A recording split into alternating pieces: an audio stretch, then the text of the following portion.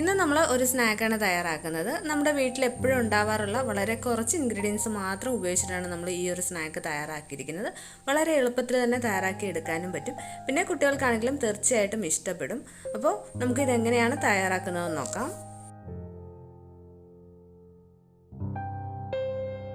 ആദ്യം നമ്മൾ ഒരു പാനിലേക്ക് 1.5 ടീസ്പൂൺ നെയ്യ് ചേർത്ത് കൊടുക്കുന്നുണ്ട്.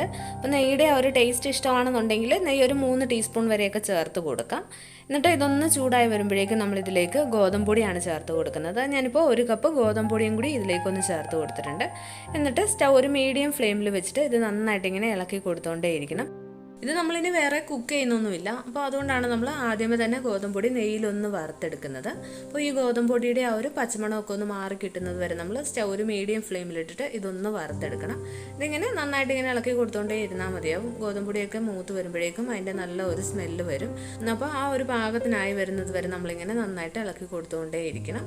ഇപ്പോൾ ഗോതമ്പൊടിയൊക്കെ നന്നായിട്ടൊന്ന് മൂത്ത് നല്ല ഒരു സ്മെല്ല് വന്ന് തുടങ്ങിയിട്ടുണ്ട്. അപ്പോൾ നമ്മളിതിൻ്റെ ഫ്ലെയിം ഓഫ് ചെയ്ത് കൊടുത്തു. ഇനി നമുക്ക് വേണ്ടത് പഞ്ചസാരയാണ്. ഞാനിപ്പോൾ 1/2 കപ്പ് പഞ്ചസാര ഒരു മിക്സിയുടെ കപ്പിലേക്ക് എടുത്തിട്ടുണ്ട്. ഇത് നമ്മളൊന്ന് പൊടിച്ചെടുക്കുകയാണ് ചെയ്യേണ്ടത്. അപ്പോൾ ഈ പഞ്ചസാര പൊടിച്ചെടുക്കുന്ന കൂടെ നല്ലൊരു ഫ്ലേവറിന് വേണ്ടിയിട്ട് ഞാനൊരു 3 ഏലക്കയും കൂടി ഒന്ന് ചേർത്ത് കൊടുത്തിട്ടുണ്ട്. ഇപ്പോൾ ഗോതമ്പൊടി നമ്മൾ വറുത്ത് വെച്ചിരുന്നത് നന്നായിട്ടൊന്ന് തണുത്ത് വന്നതിന് ശേഷം ഒരു ബൗളിലേക്ക് മാറ്റിയിട്ടുണ്ട്. ഇനി ഇതിലേക്ക് നമ്മൾ പൊടിച്ചു വെച്ചിരിക്കുന്ന പഞ്ചസാരയാണ് ചേർത്ത് കൊടുക്കുന്നത്. ഈ പഞ്ചസാര നമ്മൾ ഒന്നിച്ച് ചേർത്ത് കൊടുക്കരുത്. 2-3 തവണയായിട്ട് ചേർത്തിട്ട് വേണം ഇതൊന്ന് മിക്സ് ചെയ്തെടുക്കാൻ.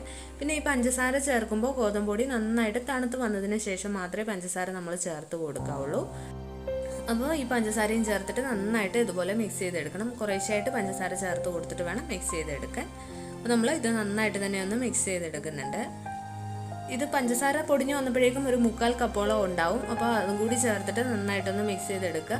അതിനുശേഷം നമ്മളിതിലേക്ക് പാലാണ് ചേർത്ത് കൊടുക്കുന്നത്. അപ്പോൾ ആദ്യമേ 1 ടേബിൾ സ്പൂൺ പാല് ചേർത്ത് കൊടുത്തിട്ടുണ്ട്. എന്നിട്ട് നന്നായിട്ടൊന്ന് മിക്സ് ചെയ്തെടുക്കുക. അങ്ങനെ പാല് നമ്മൾ ഓരോ ടേബിൾ സ്പൂൺ വീതം ചേർത്തിട്ടാണ് ഇതൊന്ന് മിക്സ് ചെയ്തെടുക്കേണ്ടത്. ആകെ ഞാനിപ്പോൾ 5 ടേബിൾ സ്പൂൺ പാലാണ് ചേർത്ത് കൊടുത്തിരിക്കുന്നത്.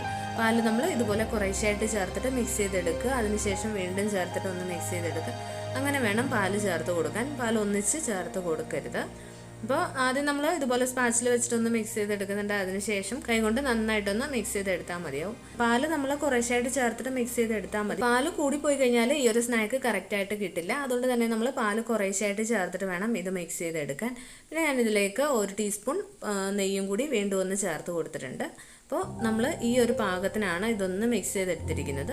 അപ്പോൾ ഈ ഒരു പാകത്തിനാവുന്നത് വരെ നമ്മൾ പാലൊക്കെ ചേർത്തിട്ട് നന്നായിട്ട് തന്നെ മിക്സ് ചെയ്തെടുക്കുക. അതിനുശേഷം നമ്മൾ ഇത് സെറ്റ് ചെയ്തെടുക്കാൻ വേണ്ടിയിട്ടുള്ള ഒരു പാത്രം എടുത്തിട്ടുണ്ട്. അപ്പോൾ ഈ ഒരു പാത്രത്തിൽ ആദ്യമേ നമ്മൾ കുറച്ച് നെയ്യ് ഒന്ന് തേച്ച് കൊടുക്കണം. നെയ്യ് നന്നായിട്ടൊന്ന് തേച്ച് കൊടുത്തതിന് ശേഷം വേണം നമ്മൾ റെഡിയാക്കി വെച്ചിട്ടുണ്ടായിരുന്ന ഗോതമ്പൊടിയുടെ ആ ഒരു മിക്സ് ഇതിലേക്ക് വെച്ച് കൊടുക്കാൻ. അതിനുശേഷം നമ്മൾ ഇത് സ്പൂൺ കൊണ്ട് നന്നായിട്ടൊന്ന് പ്രസ് ചെയ്ത് കൊടുക്കുകയാണ് ചെയ്യേണ്ടത്.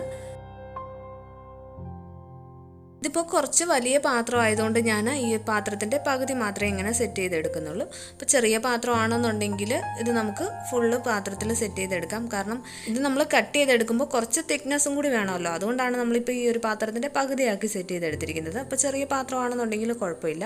എന്നിട്ട് ഇത് നമ്മളൊന്ന് കവർ ചെയ്ത് വെക്കുന്നുണ്ട്. അപ്പോൾ അടപ്പുള്ള പാത്രമാണെന്നുണ്ടെങ്കിൽ അടപ്പ് വെച്ചിട്ട് നന്നായിട്ടൊന്ന് മൂടി കൊടുക്കുക.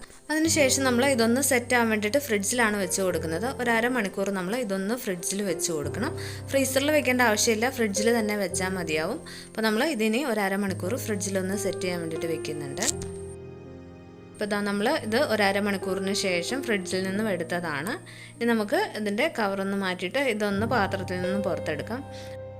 നമ്മൾ ആദ്യമേ പാത്രത്തിൽ നെയ്യ് തേച്ച് കൊടുത്തിട്ടുണ്ടായിരുന്നു. ഇനി ഇതിൻ്റെ സൈഡൊക്കെ പതിയൊന്ന് വിടുവിച്ച് കൊടുത്തതിന് ശേഷം വേണം ഇത് പാത്രത്തിൽ നിന്ന് മാറ്റിയെടുക്കാൻ. അപ്പോൾ നമ്മൾ ഇതൊരു പ്ലേറ്റിലേക്ക് മാറ്റുന്നുണ്ട്. അപ്പോൾ ദാ ഇത്രയേ ഉള്ളൂ, നമ്മുടെ സ്നാക്ക് റെഡി ആയിട്ടുണ്ട്. ഇനി നമുക്ക് ഇതൊന്ന് കട്ട് ചെയ്ത് നോക്കാം.